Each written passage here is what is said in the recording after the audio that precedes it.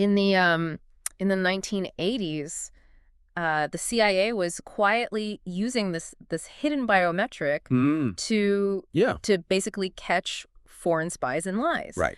And elite Russian powerlifters were using that exact same metric to decide, to figure out how much weight they were going to put on a barbell on any given Tuesday morning. It's crazy. It is. And today, that identical metric is just sitting right there on your wrist. Yeah. And it might just tell you that you're going to catch the flu next Thursday before you even feel a tickle in your throat. It completely shatters the way we think about being human, honestly. Yeah. I mean, we are so used to living in this subjective reality. You know, you wake up and you ask yourself, do I feel okay? Right. And you judge that based on really blunt signals, like do my muscles ache or... Right, or am I running a fever? Or Exactly. Am I running a fever? We wait for things to break before we realize there's a problem. Right. But under the surface, your biology is running this massive, continuous data operation. Just Constantly. Millions of calculations a second, broadcasting exactly how much stress you're under, how well you're recovering, and what sickness might be brewing. And today we're going to learn how to sort of intercept and read that secret broadcast. Yeah. So we are pulling our insights today from a genuinely mind-bending conversation on the Ultimate Human podcast with Gary Brecka featuring Will Ahmed. And Ahmed is the founder and CEO of Whoop, which is the wearable technology company that essentially forced the entire fitness industry to stop just counting steps and actually start looking at serious medical-grade biometrics. Because step counting it's archaic. Yeah. It tells you almost nothing about your actual physiological state. Yeah. What Ahmed and his team built was a bridge from fitness tracking into absolute predictive health. So whether you're trying to dial in your sleep schedule or, if you're a shift worker desperately trying to avoid burnout, or if you just love looking at the bleeding edge of where human biology meets data science, this deep dive is going to give you a whole new lens on your own body. It really is. But to really grasp how we got to this wild future of AI algorithms predicting our sickness, we have to start with the problem that sparked it all. Right, the origin story. Yeah, exactly. And that takes us to Harvard University around 2010. Will Ahmed is an undergrad, and he's playing college squash at an incredibly high competitive level. And you have to understand the reigning athletic philosophy of that specific era. Oh, man, yeah. The culture was entirely built around the concept of, more is more. Right. The conventional wisdom for any serious athlete was that if you weren't constantly pushing your limits, you were losing. Yeah, the whole no pain, no gain thing. Exactly. You train for 3 hours, you push through the pain, you ignore the fatigue, and you just do it again tomorrow. Right, which sounds incredibly motivating in a Gatorade commercial. Right. But biologically, it's a disaster. A total disaster. So Ahmed was doing exactly this. He was grinding for hours every single day, totally bought into the hustle. But then he started experiencing what he called the ultimate betrayal for an athlete.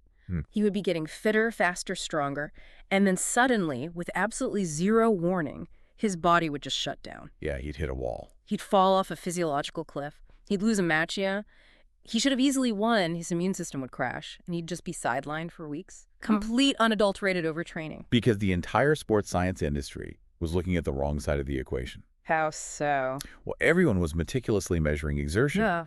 Right? We had heart rate monitors telling us how fast we were running. We logged how many pounds we lifted. We tracked the hours spent on the court. Right. We knew the output. We knew exactly how much fuel the human machine was burning. Yeah.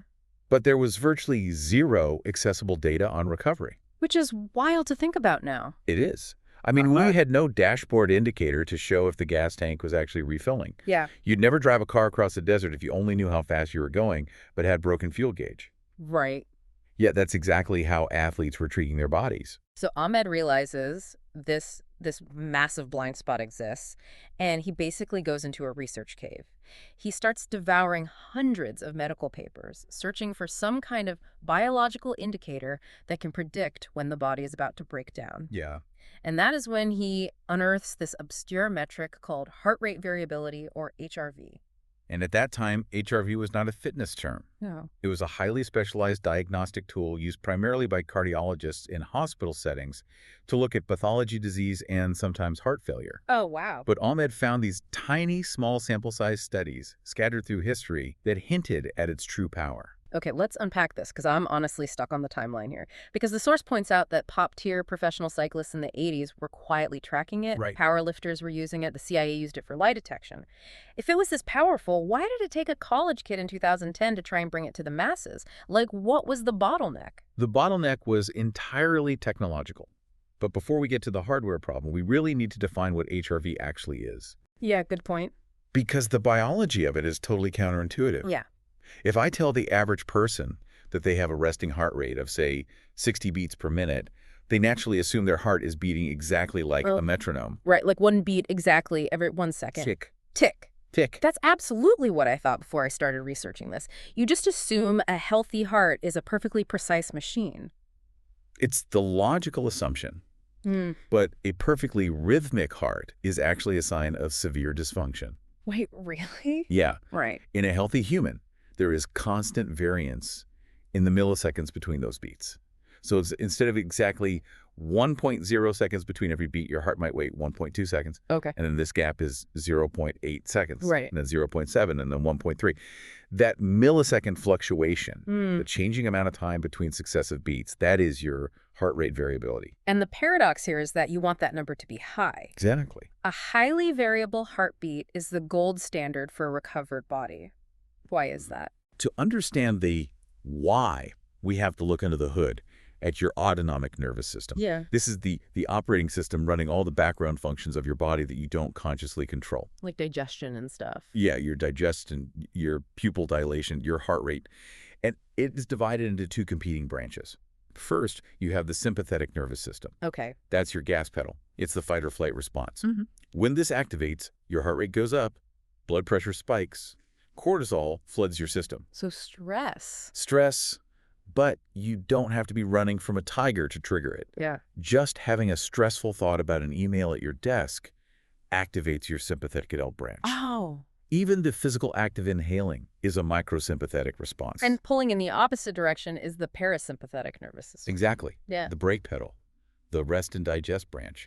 When this takes over, your heart rate drops, your blood pressure lowers, your body diverts energy back to digestion and cellular repair. It's what allows you to fall asleep. Yes. The physical act of exhaling is a parasympathetic response. Now, heart rate variability is essentially a real-time tug of war between these two systems. Okay. It measures how perfectly balanced they are. Okay, so if we think about it mechanically, is having high HRV kind of like driving a high-end sports car with incredibly responsive power steering? Oh, I like that. Like if you're driving and a deer jumps out into the road, the car can instantly adapt, swerve, and stabilize without losing control. It reacts to the environment perfectly. Yes. Whereas having a low HRV is like driving a massive heavy truck with a rusted out steering column. You hit a bump and the wheel is just stiff and stuck. It can't adapt to sudden changes. That is a phenomenal visual. Right.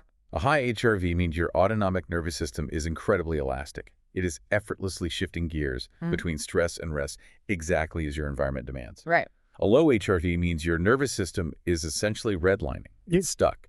And for most people in the modern world, it's stuck in that sympathetic, stressed out fight or flight state. The brake pedal is broken. So Ahmed discovers this. He realizes HRV is the ultimate gauge for readiness. If your HRV is high, you can train hard. If it's low, your body is begging for rest.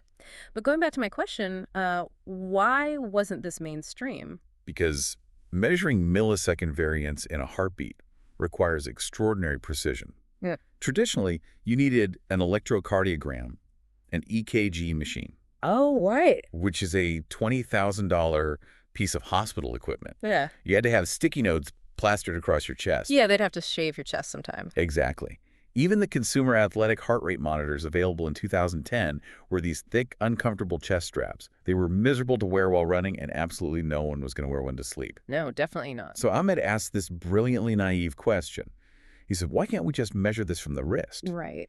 And he starts recruiting mathematicians and engineers at Harvard to try and build a prototype. But the engineering hurdle here is massive, isn't it? It is arguably one of the most difficult math problems in consumer technology. To get heart rate from the wrist, you have to use optical photodiodes. Okay. Those little flashing green lights you see on the back of smartwatches. Right, I've seen those. They shine light into your capillaries and measure the blood volume changing with every pulse. Right. But the second you move your arm, say you swing a squash racket or you just type aggressively on a keyboard, the muscle tissue and tendons shift, and it completely corrupts the optical reading. In the engineering world, they call that motion artifact. It's pure noise. So Ahmed's team had a revelation. They realized they couldn't just use light. They had to combine those optical sensors with accelerometers and gyroscopes. So they are tracking the physical movement of the arm in 3D space right alongside the blood flow. Exactly. And to explain how this works, think of high-end noise-canceling headphones. Okay. Those headphones have a microphone on the outside that listens to the engine noise of an airplane.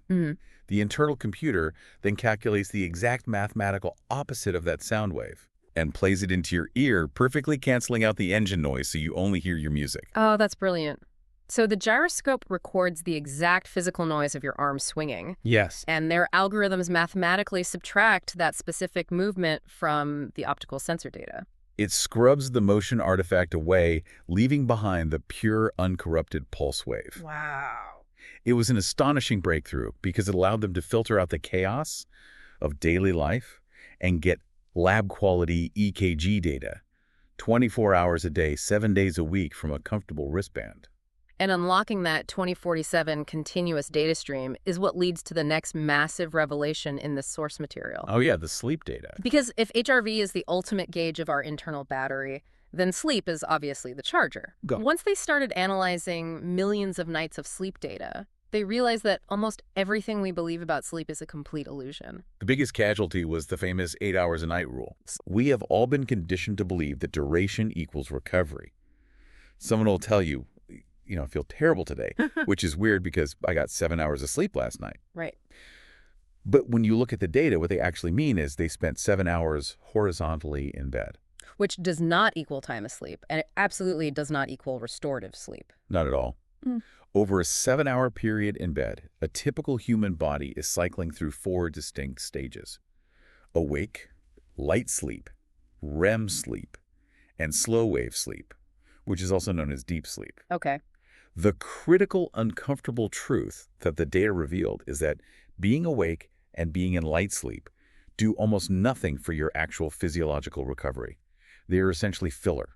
Wow. All of the magic, the actual rebuilding of your brain and body, happens exclusively in REM and slow wave sleep. I want to break these two down because people constantly can fight them. Yeah, they do. Let's use a construction site analogy. If your body is a skyscraper that got damaged during the day, REM sleep rapid eye movement is the architect coming in. This is when your mind is repairing itself. You're processing memories, emotional regulation is happening, cognitive pathways are being cleared of toxins. And slow wave or deep sleep is the heavy machinery and the bricklayers arriving. Okay. This is pure physical restoration. In fact, Ahmed points out a staggering biological fact.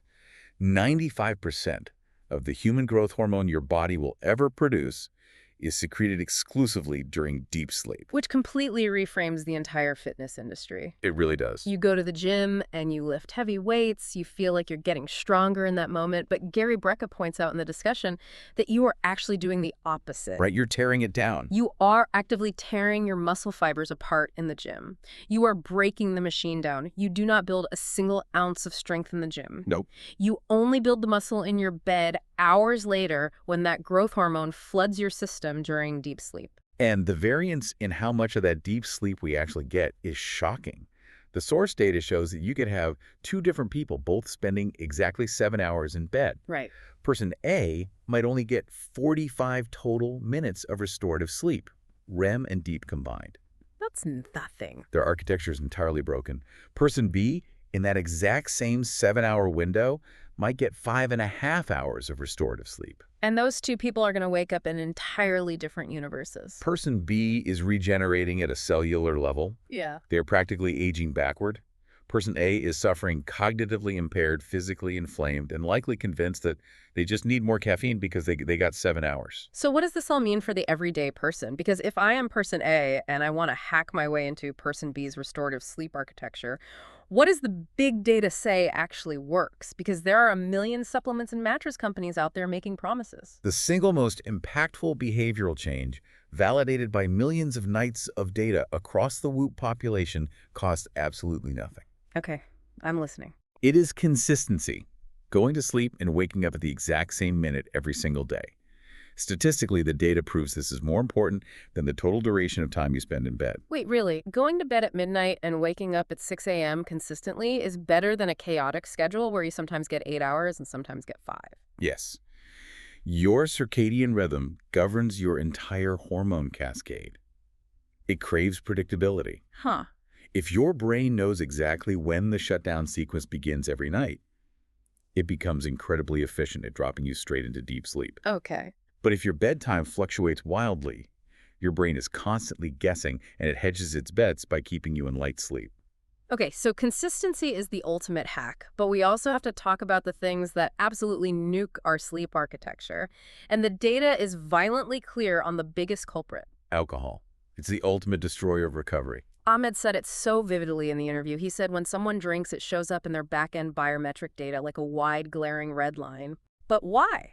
A lot of people have a glass of wine or 2 beers specifically because it helps them pass out. And that's the dangerous deception of alcohol. It acts as a central nervous system depressant.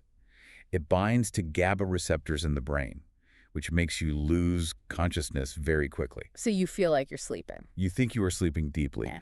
but pharmacologically, alcohol completely suppresses REM sleep and severely fractures deep sleep. Oh, man. Your brain is essentially sedated, but it isn't entering the restorative cycles. Furthermore, as the alcohol metabolizes in your liver throughout the night, it triggers a massive sympathetic nervous system response. That fight or flight again. Exactly. Your heart rate spikes, your body temperature rises, and your HRV plummets. You are essentially fighting off a mild poisoning event while unconscious. Even just 2 drinks can completely ruin your architecture for the night. The source also gets into some fascinating environmental tweaks. They talk about keeping the room incredibly cold, pitching it to total darkness using sleep masks. But the one that stood out to me was the blue light blocking glasses. Yes, wearing red-tinted glasses 30 minutes to a few hours before bed. And the biological mechanism here is all about cortisol and melatonin. Right, because the blue light emitting from our phones, our laptops, our TVs, it mimics the exact wavelength of the midday sun. Yeah. When those photons hit your retina at 10 p.m., it acts as a massive stimulator. It tricks your suprachiasmatic nucleus. The master clock in your brain. Right. It tricks it into thinking it's noon. So your brain halts melatonin production and pumps out cortisol to keep you alert. The red glasses physically block those specific wavelengths, acting like a chemical override to let your nervous system calm down naturally. But then there's an environmental variable that almost no one considers, and the data shows it can have a massive impact. Your bed partner. Yes, the concept of sleep chemistry, I found this fascinating. It's incredible. Warp data analysts found that sharing a bed is a wild card. For some couples, they exhibit great sleep chemistry. Maybe their partner's body heat or the rhythmic sound of their breathing acts as a parasympathetic trigger. Oh, that's nice. Their sleep metrics actually improve when sleeping together. Sure. But for others, a partner can completely decimate their sleep architecture. Yeah. And Brecka brought up a very specific genetic reason for this. The COMT gene mutation. I really want to dig into this because this explains so much about light sleepers. It really does. COMT stands for catechol-O-methyltransferase. That's a mouthful. It is. It's an enzyme your body produces whose primary job is to break down and clear out excitatory neurotransmitters. Okay. Things like dopamine, epinephrine, and norepinephrine from your brain. The stress and alertness chemicals. Exactly. Now, a significant portion of the population has a genetic variation where their COMT enzyme is essentially sluggish. It's slow. It metabolizes those chemicals very slowly. So if they have a stressful thought or a burst of dopamine late in the evening, those chemicals just linger in their prefrontal cortex for hours. Which leads to that classic feeling of being body tired but mind awake. Precisely. Yeah. They are exhausted, but their brain is hypervigilant. These people naturally become incredibly light sleepers. Their threshold for waking up is microscopic. For them, if a partner simply rolls over to go to the bathroom, Or the dog moves. right, or the dog adjusts its position at the foot of the bed, their fragile sleep architecture collapses. They get pulled entirely out of deep sleep. And it's not just physical movement in the bed. Brecka noted that it's the conversations you have right before you close your eyes. Oh, yeah. If you have that slow COMT gene and you start discussing finances or an argument from the day right before you turn the lights out, your brain floods with excitatory neurotransmitters that it cannot clear. You can literally watch the biometric data tank for the first 2 hours of the sleep cycle. Yeah. Your nervous system is just on fire while you're lying perfectly still. Which brings up a very practical dilemma. When you arm people with all this data, it can actually backfire. How do you mean? Well, I think about a nurse on rotating night shifts, or a new parent whose baby wakes up every 2 hours, or just someone going through a highly stressful period at work. Right. If they open their app every morning and the screen is flashing red telling them their HRV is garbage and their sleep architecture is broken, isn't that just going to create a negative feedback loop of anxiety? Like, how do they avoid just deleting the app in despair? This is where Ahmed introduces a brilliant analytical framework, the concept of the personal baseline and the minimum viable tipping point. Okay. The genius of big data is that it stops comparing you to a textbook ideal and starts comparing you only to yourself. Oh, that's smart. Your metrics are baselined against your own 7-day and 30-day moving averages. It learns what normal is for your specific chaotic life. So it's deeply personalized context. Exactly. And the goal is not to achieve a 100% perfect sleep score every night. That's a fool's errand. The goal is to discover your specific tipping point. For Ahmed himself, he analyzed his data and realized that if he hits just a 68% on his sleep performance metric. Wait, 68? Yeah, 68%. Yeah. If he hits that, he cognitively and physically feels a massive positive difference the next day. He functions at his peak. So his threshold for greatness is surprisingly low. Yes. For someone else, their biological tipping point might be 65%. For another, it might require 85% to feel functional. The psychological shift here is using objective, non-opinionated data to figure out exactly what your personal minimum viable threshold is, and then holding yourself accountable to just hitting that realistic mark, Right. rather than stressing over perfection. Okay, so that covers the recovery side of the ledger. But once we know the tank is full, once we know our HRV is primed, how do we know how hard it is safe to push the machine? Because this brings us to a completely different side of the wearable equation. The source introduces an entirely new metric for daily physical and mental stress, which they call strain. It's a beautifully simple, closed-loop system. If your morning recovery data is high, your body is primed to take on high strain. That is the day you push yourself. Yeah. You go for the personal record in the gym, you take on the intense cognitive project at work. But if your recovery is low, the data gives you permission to prioritize rest modalities. You back off. To quantify this daily toll, the platform uses a logarithmic scale from 0 to 21. And the fact that it is a logarithmic scale is vital to understand. Very much so. It's not a linear 1 to 100 percentage. Because it's logarithmic, it means it's relatively easy to accumulate strain in the lower numbers. Going from the strain of 0 to a 10 just requires living a normal, mildly active day.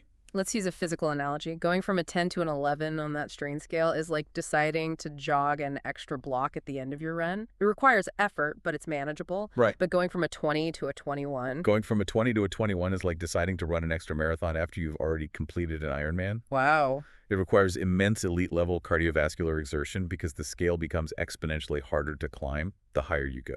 And historically, the entire wearable industry only tracked cardiovascular strain. They just measured how fast your heart was beating while you ran on a treadmill or rode a bike. Right. But the source discusses how they've evolved to track something called effective tonnage, which measures muscular load. This feels like a massive leap. It is a total paradigm shift for strength training.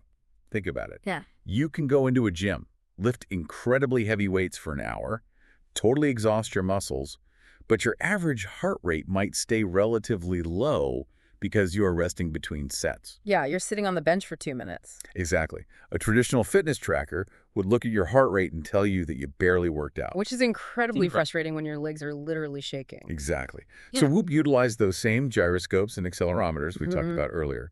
Now, the device actually tracks the velocity and trajectory of your physical movements in 3D space during weightlifting. That is wild. If you log into the app that you are doing barbell squats, the algorithm identifies the physical geometry of the rep. Wow. It calculates exactly how fast the bar is moving, combines that math with the physical weight you entered, and calculates the actual muscular breakdown of your tissues entirely independent from your heart rate. So if your body is a bank account, cardiovascular strain is tracking the cash you're spending, but muscular load is tracking the credit card debt you're racking up in your muscle fibers, it's mapping the structural toll. Perfect analogy. And what happens when you decide to just completely ignore that debt? The source gives us a truly terrifying cautionary tale here. Gary Brecka talks about his own son. Oh yeah, this was intense. He's 23 years old, an MMA fighter. He runs those brutal Spartan obstacle races. He is the absolute picture of young, stubborn, athletic invincibility. He runs purely on raw willpower. And what's fascinating here is how the continuous data saw the cliff approaching weeks before the human felt the edge. Right. Brecka's son was severely overtraining. He refused to give up his MMA sparring. He refused to stop his Spartan training. And for weeks, his biometric app was flashing bright red warnings. He's screaming at him. His daily strain was continuously pegged at the top of the scale, and his recovery metrics were plummeting into the basement. His HRV was crushed. The data was essentially screaming at him that his structural debt was about to default. But he kept pushing because his conscious mind told him he was tough enough to handle it. And the biological result was catastrophic. He ended up developing a condition called rhabdomyolysis. Rhabdo is a medical emergency. It is an incredibly severe condition that happens when traumatized, overworked muscle tissue literally begins to die and break down. And the breakdown is what poisons the body, right? Yes.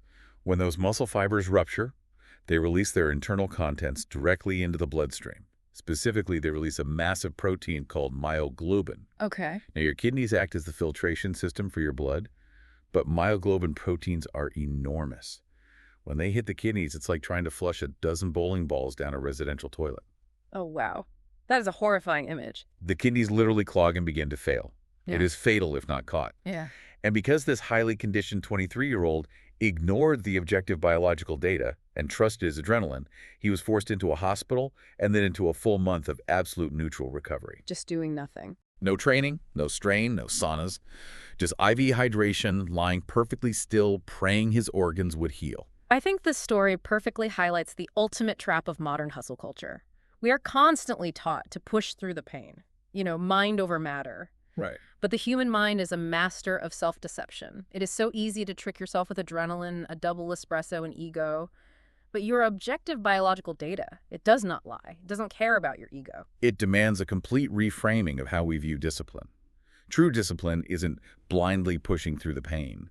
True discipline is having the humility to look at the data, respect the biological limits of the machine you're operating, and train intelligently. Okay, but let's pan out. We've talked about a college squash player avoiding burnout and an MMA fighter avoiding muscle failure. That's individual athletic performance. But here is where this deep dive gets into science fiction territory. Here we go. Because if continuous biometric data has the ability to warn an individual before their muscles melt down, what happens when you apply that continuous data stream to millions of people simultaneously?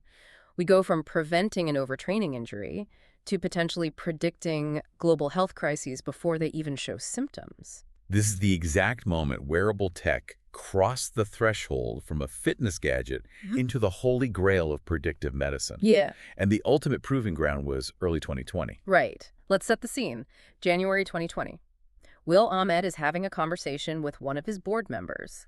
And notably, this board member wasn't a virologist or a doctor. He was a growth metric expert who had worked at Facebook and Uber during their explosive expansion phases. Right. This guy was an expert in analyzing viral math.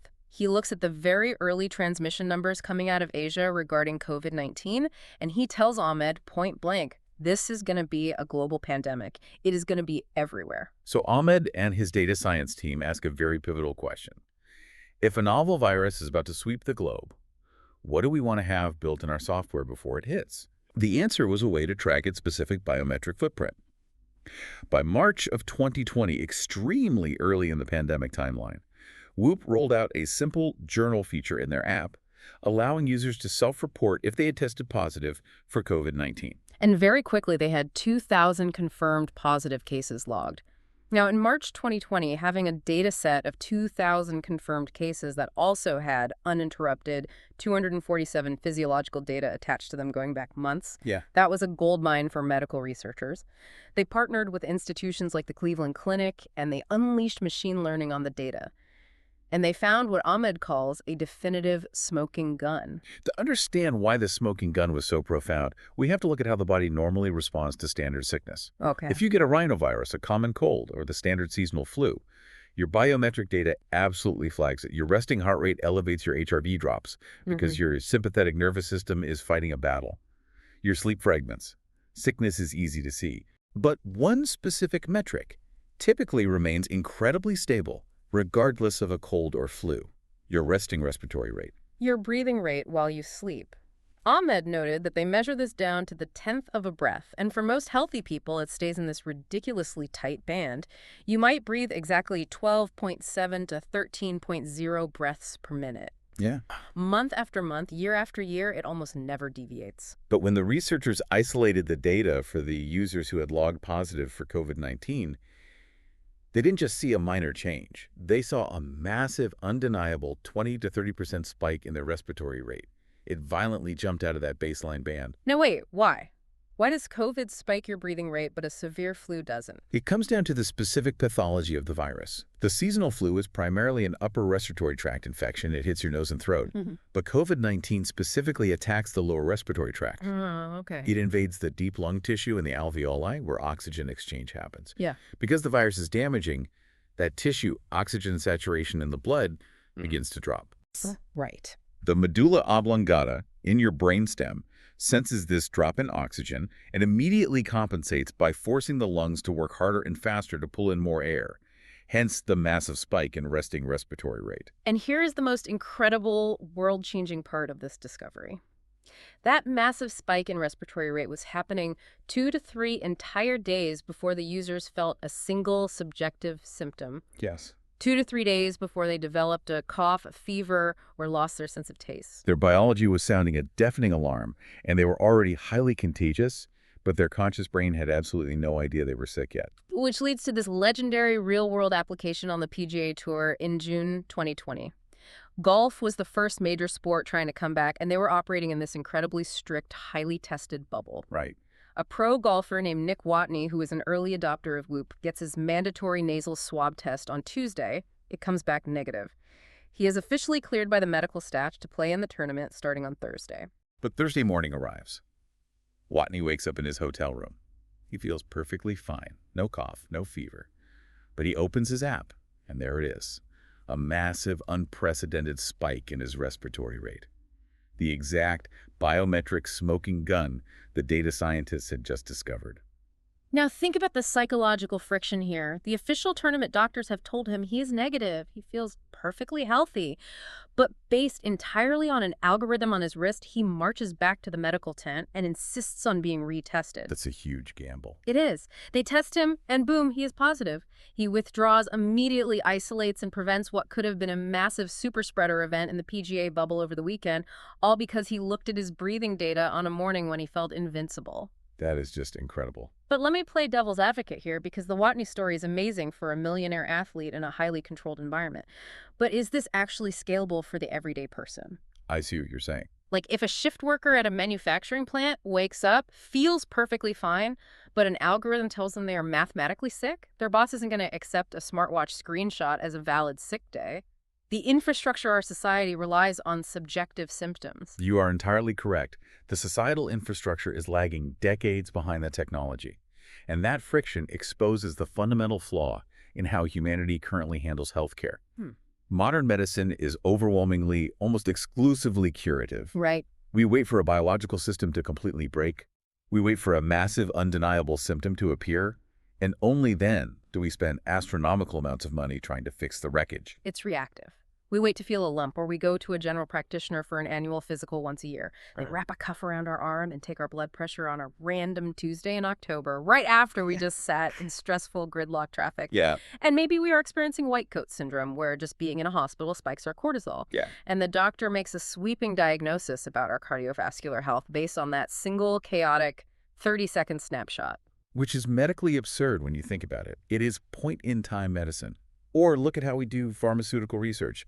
We take a single cell out of the human body, isolate it in a sterile petri dish, apply a chemical, and see how it reacts. Right. But a human being is not a single cell in isolation, and a human's health is certainly not defined by a single Tuesday morning in a clinic.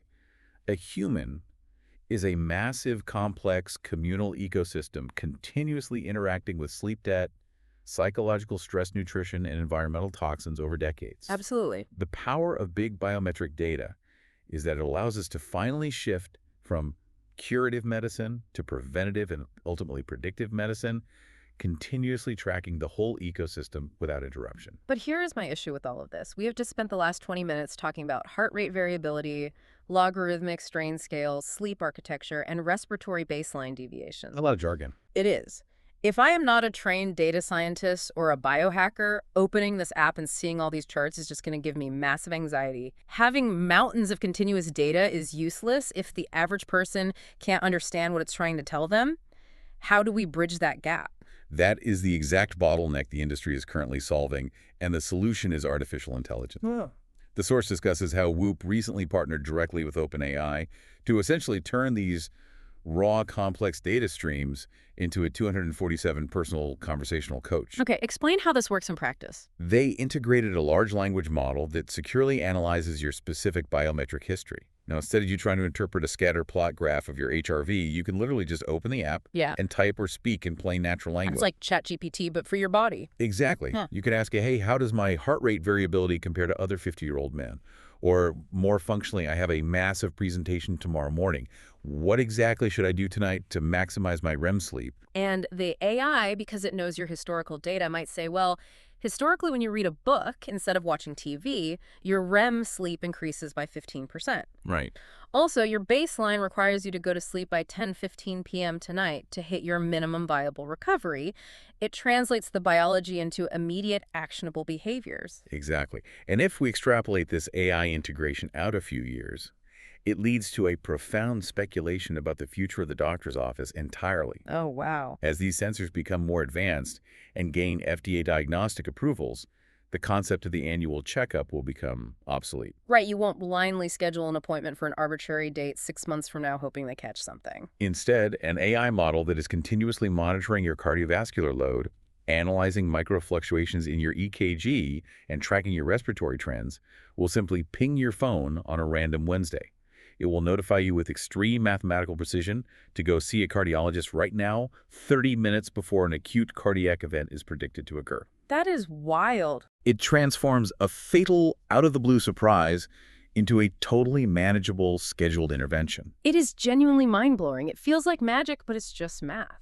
But amidst all this incredible talk of optimizing the human machine, predicting disease, and perfectly calculating stress, there is a deep, almost tragic irony woven into this source material. Yeah, the human element. Because building the ultimate device meant to optimize human health very nearly destroyed the physical and mental health of the person who invented it. The entrepreneurial toll. Yeah. It is a classic, brutal story of biological misalignment. We go back to Will Ahmed. He was 24 years old. He had successfully raised around $20 million from investors. He had a staff of 25 people relying on him for their mortgages.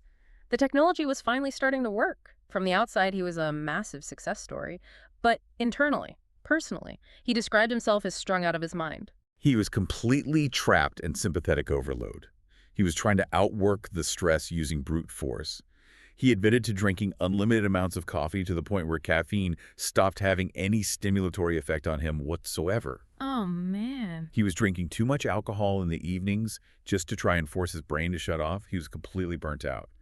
And psychologically, he was absorbing intense negative feedback from skeptics in the tech world and seasoned cardiologists who simply didn't believe a 24-year-old kid without a medical degree could build a wrist-based EKG. Right. The pressure was immense. His defense mechanism was just to put up blinders, grit his teeth, and push harder. Until his biology forcibly intervened. The climax of this dark period is Ahmed literally driving himself to the emergency room in the middle of the night. His heart is pounding out of his chest. He is sweating profusely. He can't breathe. Terrible. He was absolutely convinced he had severe, life-threatening food poisoning or maybe a heart issue. He thought he was dying. But the ER doctors run the tests, and they come back and tell him there is absolutely nothing physically wrong with his stomach or his heart. Yeah. He was having a massive, severe panic attack.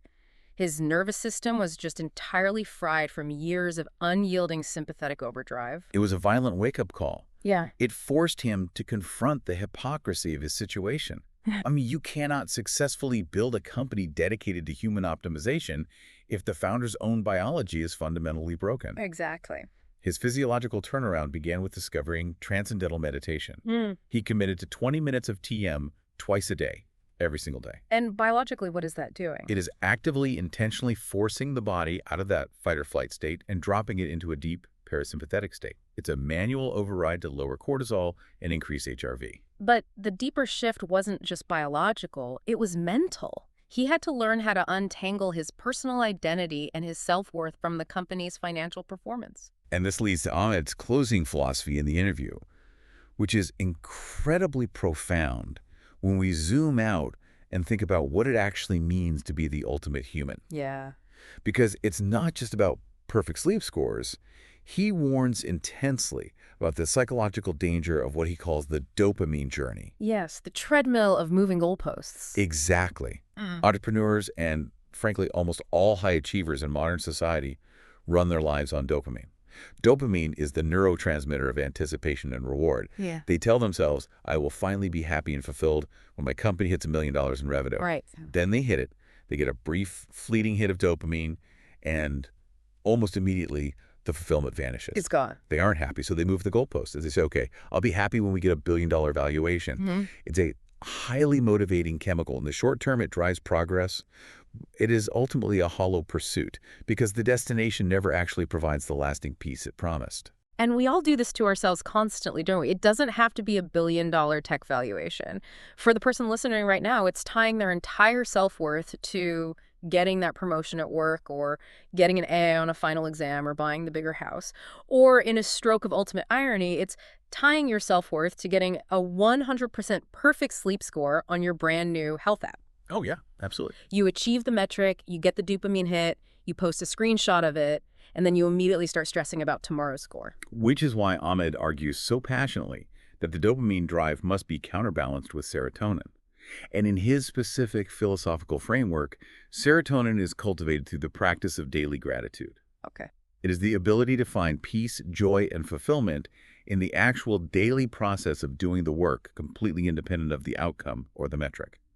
You have to care deeply about the work while simultaneously untangling your core identity from the result. It's an incredibly powerful balance to strike.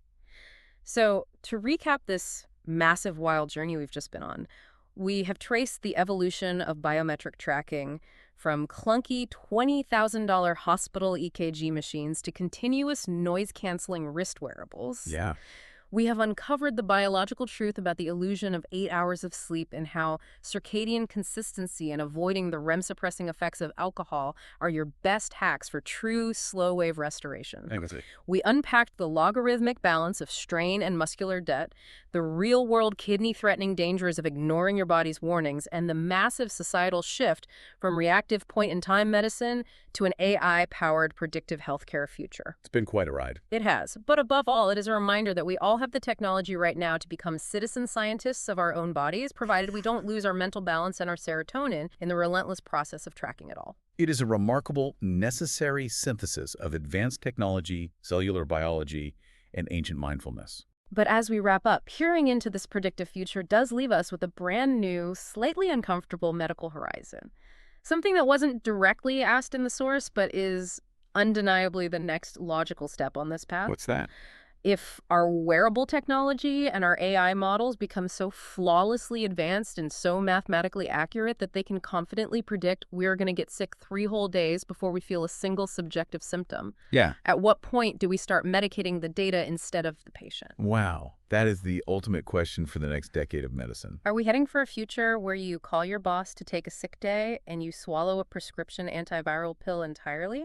Because a predictive algorithm on your wrist told you to? Yeah. Even though you woke up feeling absolutely perfectly fine, it fundamentally changes what it means to be sick.